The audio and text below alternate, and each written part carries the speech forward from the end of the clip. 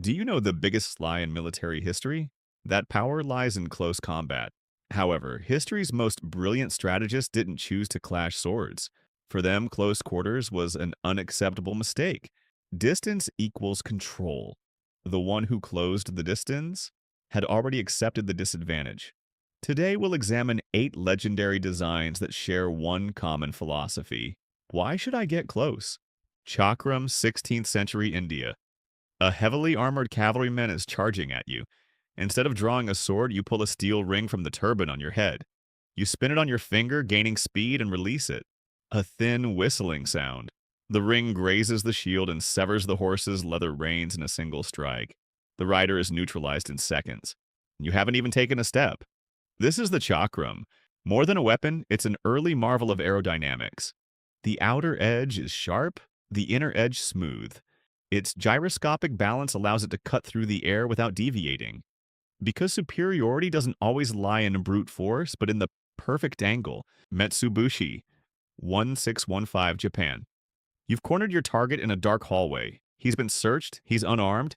Just as you think you have full control, he lightly flicks his hand. The sound of a thin shell breaking in the air, and your world goes dark. Coughing, loss of balance, and zero visibility. He has already vanished into the shadows. This is Metsubushi, meaning sight destroyer, a fragile tube of paper or eggshell filled with ash and ground pepper. Exploding on impact, this cloud of dust instantly leaves even the most elite guard helpless. Sometimes you don't need to hit hard to win. You just need to shut down your opponent's senses for a few seconds. Hira-Shuriken, 1560, Sengoku period. You are in the darkness of a forest. The distance between you and your pursuers is closing fast. Stopping to face them is a waste of time.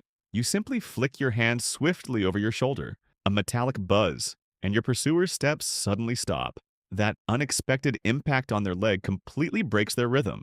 This is the Hira-Shuriken. Not a finishing move like in the movies, but a flawless master of escape. A multi-pointed star with a calculated center of gravity to keep its balance in the air. Remember, to survive, you don't need to defeat your opponent. You just need to buy a moment of hesitation. Shen Biao, 10th century China. You are in a wide courtyard. The warrior across from you only has a long rope in his hands. You feel safe with the 10-meter distance between you, until he starts spinning the rope around himself like a propeller.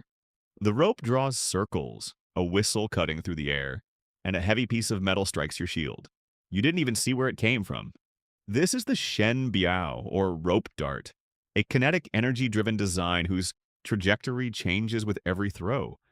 It turns the far into near and the near into far. The biggest threat isn't a massive object coming right at you.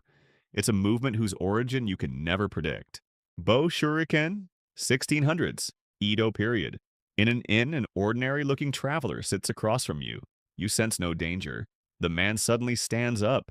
He has no bulky gear. He just slightly raises his arm. A thin flash piercing the air, and a shocking impact on your chest. You are completely caught off guard. This is the Bo-Shuriken, a steel rod the size of a pen, perfectly hidden in the palm of a hand. It travels straight like an arrow without spinning. Its power comes from not being perceived as a threat in any search. The most dangerous thing is the one that draws no attention. Kyoketsu-Shoge, 1500s Iga. You are on night watch in the garden of a manor.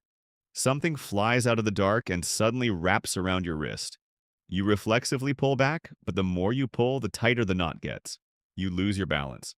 While you are trying to untangle that knot, someone has already used the same tool as a hook to scale the wall. This is the Kyoketsu-Shoge, a locking system meters long with a hook on one end and a heavy ring on the other, used to neutralize, entangle, and climb. A successful defense must know what it stands against. This tool, however, never gives you that information. Uchi-Ne, 1200s Japan. A critical meeting at the palace. Edge tools have been left outside and the environment is supposedly completely safe. Someone from a rival clan stands up and reaches for a fabric ornament on his belt. He just swiftly swings the short rod in his hand. An invisible line is drawn across the room and the course of the meeting changes in that very second. This is the Uchi-Ne, a heavy, hand-thrown arrow that requires no bow. It can be carried unnoticed like an accessory, even during ceremonies. While people focus on massive and visible threats, they always overlook the ordinary ones. Suruchin, 1600s Okinawa. Carrying defense tools in the occupied village is strictly forbidden. The villager across from you only has an ordinary rope with stones tied to both ends, used for fieldwork. As you walk toward him, the man starts swinging the rope. The weights flying in the air wrap around your legs. Your own speed and momentum lock you right where you stand. This is the Suruchin, a defense tool that completely utilizes the laws of physics. The rotational momentum created the moment the weights hit the target locks the rope in seconds. Sometimes power isn't in a shining piece of iron, but in how brilliantly you look at a simple rope.